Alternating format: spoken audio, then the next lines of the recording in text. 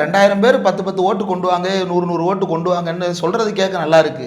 2000 பேர் 100 பேர்கிட்ட போகிறது அப்படின்னா அது வந்து 2 லட்சம் ஓட்டு கிடைக்கும். இந்த 2 லட்சம் ஓட்டு எப்படி கிடைக்கும் அப்படின்னா வீட்டில இருந்து மட்டும் கிடைக்காது. அது வந்து சுத்தி இருக்கக்கூடிய எல்லா சமுதாயத்தில இருந்து அதை திரட்டணும். ஆமா, மற்ற சமுதாயங்களோட மற்ற சாதிகளோட இணக்கப்போக்கு இருக்கணும். இல்ல அது அந்த இணக்கம் இருக்கு. அவங்களெல்லாம் பூத்துக்கே வரவிடாம பண்ணிட்டா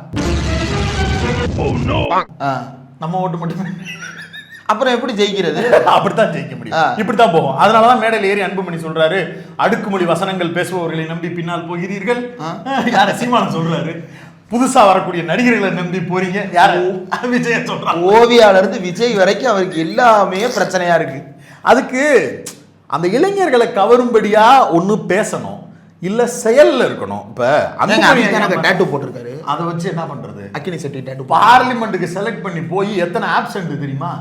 இந்தியாவுடைய அதிகமான ஆப்சென்ட் இருக்கக்கூடிய ஒரு பார்லிமெண்டேரியன் அன்புமணி ராமதாஸ். இது நம்மளுக்கு தெரியுதுல்ல. ஆமா, ஆனா அவங்க வீட்டு பிள்ளைகளுக்கு தெரியல. என்னன்னு அவங்க பொண்ணு என்ன சொல்றாங்க, அப்பா பாருங்க அட்டெண்டன்ஸ் 100%ன்றாங்க. அப்ப வீட்டுல வேற ரிப்போர்ட் காட்டுறாரு, வெளியே வேற ரிப்போர்ட்.